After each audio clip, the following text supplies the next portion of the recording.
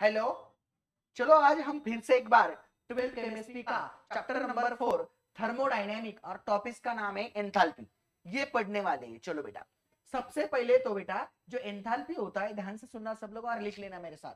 जो एंथैल्पी होता है, enthalpy is denoted by H. किससे डिनोट करते हैं बेटा? हम एच से डिनोट करते हैं। किससे डिनोट करेंगे? एच से डिनोट करते हैं। ठीक है बेटा। देन जो एंथैल्पी होता है, एंथैल्पी की अगर बात करेंगे तो enthalpy is always equal to, क्या होता है पता है आपको? Inter energy, the sum of internal energy and PV work. क्या होती है? Enthalpy is always equal to internal energy and PV work. मतलब internal energy is denoted by U, PV मतलब प्रेशर वॉल्यूम वर्क होता है, और एच मतलब enthalpy होता है। तो एंथैल्पी की डेफिनेशन कैसे लिखेंगे आप लोग? ध्यान से सुनना बेटा। तो डेफिनेशन जब लिखने जाएंगे तो डेफिनेशन आपको लिखना पड़ेगा, the sum of enthalpy is defined as, क्या लिखेंगे देखो, enthalpy is defined as, enthalpy is defined as sum of, enthalpy is defined as sum of internal energy. Internal U क्या होता है? यू होता है हमारा इंटरनल एनर्जी। ये जो यू है ना बेटा, ये क्या होता है? Internal energy. Internal energy and किसके साथ सम कर हो रही है बेटा उसकी? ये पीवी वर्क के साथ। किसके साथ हो रही है? PV work, internal energy and PV work. Okay, तो दोनों की जो सम रहेगी उसी को हम बोलते हैं बेटा एंथैल्पी। क्या बोलते हैं बेटा? एंथैल्पी। अगर मुझे एंथैल्पी के अंदर चेंज लिखना है, चेंज, तो चेंज कैसा डिनोट करते हैं? तो चेंज हम डिनोट करते हैं बेटा डेल्टा से। तो ये बन जाएगा delta H is equal to, internal energy भी चेंज होता है तो वो आएगा डेल्टा यू। क्या आएगा बेटा? डेल्टा यू प्लस प्रेशर हमेशा कांस्टेंट होता है लेकिन वॉल्यूम चेंज होती है। ठीक है, वर्क के अंदर प्रेशर कांस्टेंट होता है लेकिन वॉल्यूम चेंज होती है। सो हमारा चेंज इन एंथैल्पी निकालना है तो ये फॉर्मूला हमारा होगा delta H is equal to delta U plus P into delta V. ठीक है बेटा। तो एग्जाम्स में कभी कभी आता है आपको डिफाइन द एंथैल्पी, तो इतना आप लोग लिख सकेंगे। ठीक है, लिखना पड़ेगा, याद रखना पड़ेगा। H is equal to, H is equal to U plus PV. ठीक है, ये भूलना नहीं है। And where is U? U is a internal energy. समझ गए आप लोग? ठीक है। देन जो इंटरनल एनर्जी होता है, इंटरनल एनर्जी के लिए एक टॉपिक्स आता है हमें, relationship between delta H and delta U. क्या करना है हमें? Relationship between delta H and delta U. ध्यान से पढ़ो बेटा। तो हमें एक टॉपिक्स आता है और ये टॉपिक कभी कभी एग्जाम में भी आता है का, रिलेशनशिप। क्या बोला है देखो, relationship of delta H and delta U, दोनों की रिलेशनशिप का एक फॉर्मूला होता है। चलो, जो delta H and delta U होता है, ये दोनों की रिलेशनशिप के बारे में हम कैसा पढ़ेंगे या तो कैसा लिखेंगे, ध्यान से सुनना बेटा। जब हम अब एक फॉर्मूला बनाया था, हमने क्या बनाया था बेटा? एंथैल्पी का एक इक्वेशन बनाया था। क्या बनाया था?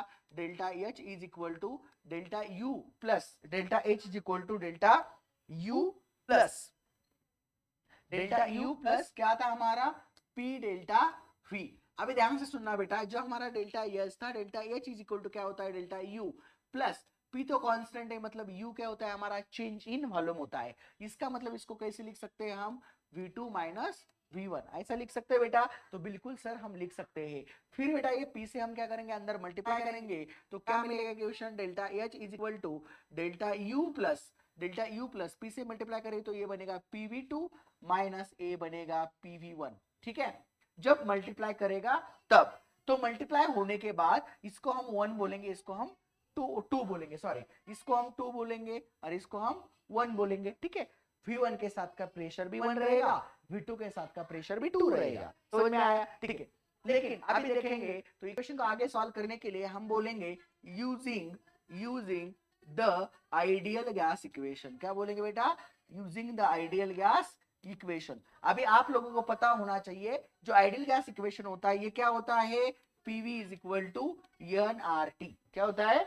एनआरटी होता है। तो बेटा अगर बात करूं मैं फर्स्ट इक्वेशन की, तो ये रहेगा पहला प्रेशर, ये रहेगा पहली वॉल्यूम। फिर दूसरी के लिए और कैसे लिखेंगे? और देखो, अभी नंबर ऑफ मोल्स में भी चेंज होता है। आर और टी कांस्टेंट होता है। क्या होता है?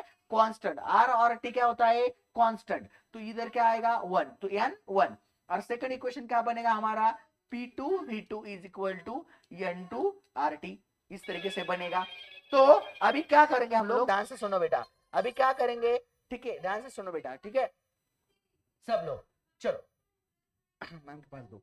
चलो अभी क्या करेंगे हम लोग, अभी इसको सॉल्व करेंगे। तो अभी जो होता है ना वैल्यूम, इसकी जगह पे सिर्फ इसको रख देंगे। तो कैसा होगा, देखो बेटा, delta H is equal to delta U plus, अभी देखो delta U plus P two V two, मतलब उसकी जगह पे क्या रख दिया हमने, एन टू आर टी। क्या रख दिया बेटा, N two R T, minus sign आएगा बेटा, और पी वन वी वन का क्या होगा, एन वन आर टी। क्या होगा बेटा, एन वन आर टी। समझ में आ रहा है, सिर्फ P2 V2 और P1 V1 के जगह पे मैंने ये वैल्यू रख दिया बेटा। क्या कर दिया मैंने, ये वैल्यू रख दिया। देन बेटा अभी आप सोचेंगे तो N2 और N1 के बीच में क्या कॉमन दिख रहा है, RT कॉमन दिख रहा है। तो हम इसको ऐसा लिख सकते हैं, देखो भला, delta TH delta U plus N2 N1 first brackets में, और RT क्या निकालेंगे, दोनों में से कॉमन निकालेंगे। समझ में आया, ठीक है, कॉमन निकालेंगे ना, दोनों में कॉमन है हो तो कॉमन निकालेंगे। और ये जो N2 N1 होता है, देखो ध्यान से, जो N2 माइनस N होता है, ये होता है चेंज इन मोल्स होता है, मतलब डेल्टा N होता है। इसका मतलब डेरिवेशन की जगह पे मैं सिर्फ क्या रखूंगा, डेल्टा N। तो इक्वेशन क्या बनेगा, अभी देखो बेटा इक्वेशन क्या बनेगा, ध्यान से देखो आप लोग, इक्वेशन देखो क्या बनने वाला है। तो इक्वेशन बनने जा रहा है हमारा, delta H is equal to delta U plus, अभी क्या आएगा, डेल्टा एन आर टी। ठीक है, और बेटा आपके बुक्स के अंदर ये एन के जगह पे जी लगाया है, एन जी ऐसा लगाया है। सर ये ऐसा क्यों लिखा है, उसका रीजन बता देता हूँ। एन जो होता है, जो नंबर ऑफ मोल्स होते हैं, ये हमेशा ग्राम्स में होते हैं, इसलिए जी लगा दिया है उसमें। क्या लगा दिया है, जी आर टी। तो ये डेल्टा एन जो होता है ना, N two minus N one, आपको सीधा याद रखोगे, इसको ही क्या बोलेंगे हम, डेल्टा एन जी बोलेंगे। तो आपके बुक्स में ये डेरिवेशन बनाया है। तो ये इक्वेशन होता है रिलेशनशिप का। तो delta N is a difference between the number of moles in solution. क्या होता है, नंबर मोल्स ऑफ सॉल्यूशन। तो बेटा हमारा अगर रिलेशनशिप का डेल्टा एच और यू का हम बात करेंगे, तो ये फाइनल हमारा इक्वेशन मिलता है रिलेशनशिप का। वो इक्वेशन होता है delta H is equal to delta U plus delta N G R T. कैसे आया, सबको समझ में आया, ठीक है। देन बेटा अगर इसके ऊपर से न्यूमेरिकल्स भी बहुत सारे आए हैं, तो न्यूमेरिकल्स भी करेंगे, ऐसा नहीं कि नहीं करेंगे। बहुत आसान न्यूमेरिकल्स होते हैं, न्यूमेरिकल्स भी करेंगे हम इसके। लेकिन उससे पहले एक टॉपिक से बेटा, work done in chemical reaction. क्या टॉपिक का नाम है बेटा, work done in chemical reaction. Chemical reaction के अंदर वर्क हो रहा है, तो हमें एक इक्वेशन मिलता है, वो इक्वेशन हम क्या करेंगे, सॉल्व करेंगे और टॉपिक करेंगे। हाँ, एक कैसे आया ये भी याद रखना है, बहुत डिफिकल्ट नहीं है। सीधा सिर्फ वी के जगह पे क्या किया मैंने, रख दिया, वी के जगह पे रख दिया, फिर पी से मल्टीप्लाई किया अंदर। क्यों कर दिया पी से मल्टीप्लाई, बिकॉज मेरे को चाहिए था एक नया इक्वेशन। क्या चाहिए था, आरटी कॉमन ले लिया। आरटी कॉमन क्यों ले लिया, क्योंकि दोनों के साथ है, तो दोनों को अंदर मल्टीप्लाई करेगा तो फिर इक्वेशन बन सकते हैं हमारे, इसलिए आरटी को क्या किया, कॉमन ले लिया। तो हमारा फाइनल इक्वेशन क्या मिला, delta H equal to delta U plus delta N G R T. ठीक है, ये ना है, ठीक है। चलो चाहे तो इसको आप फेयर में भी लिख सकते हैं। इसको कैसे याद रखेंगे, देखो बोलो बेटा, ये n2 माइनस n1 मतलब change in number of mole से। तो चेंज को किससे दिखाते हैं हम, डेल्टा इन जी से। जैसे कि हमने डेल्टा वी को दिखाया था v2 माइनस वी वन, उसी तरीके से डेल्टा एन को कैसे रखेंगे, n2 माइनस n1। और कुछ क्वेश्चन है रहेंगे तो पूछो, ठीक है। अदरवाइज नहीं है तो मैं एक थोड़ा साइड में फेयर में लिख देता हूँ थोड़ी चीजें। ओके चलो, मेरी स्क्रीन विजिबल है सबको, यस। अभी देखो बेटा, तो ये जो फॉर्मूला हमें मिला, ये फॉर्मूले के अंदर अगर इससे न्यूमेरिकल्स आता है, तो delta H is equal to, formula होता है delta U plus N G, delta N G R T. तो बेटा इसमें अगर लिखेंगे तो जो डेल्टा एच होता है, ये डिनोट करता है चेंज इन एंथैल्पी। किसको डिफाइन करता है, change in enthalpy is defined by the change in enthalpy. Delta U किसको डिफाइन करेगा, चेंज इन इंटरनल एनर्जी। किसको करेगा, ए बेटा, इंटरनल एनर्जी को डिनोट करेगा। और देन बेटा जो हमारा एनजी होता है, डेल्टा एनजी, ये डिनोट करेगा change in number of moles. बेटा समझ में आ रहा है, दोनों को भी समझ में आ रहा है, समझ में आ रहा है, ठीक है।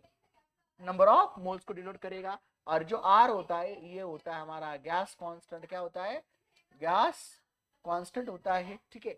और जो हमारा टी होता है, ये होता है टेम्परेचर। क्या होता है, टेम्परेचर, ठीक है। इसी तरीके से ये है फॉर्मूले का विश्लेषण फॉर्मूला इस तरीके से डिनोट करता है, ठीक है। और सबसे इंपॉर्टेंट टॉपिक्स पढ़ाने जा रहा हूं जिसके ऊपर बोर्ड में क्वेश्चंस आता है कि write the expression work done in chemical reaction. तो work done in chemical reaction at a constant temperature and pressure, हमें क्या इक्वेशन मिलता है वो इक्वेशन हम बनाएंगे। डरने वाली कोई बात नहीं है, बहुत आसान तरीके से आपको समझाएंगे। 2 मिनट के लिए रुको सिर्फ, ठीक है। चलो आ गए बेटा, यहां तक समझ गए आप लोग? ठीक है, चलो आगे का लिखो। कॉफी हो गया आप सबका? करो, मैं साइड में खड़ा रहता हूँ, करो कॉफी।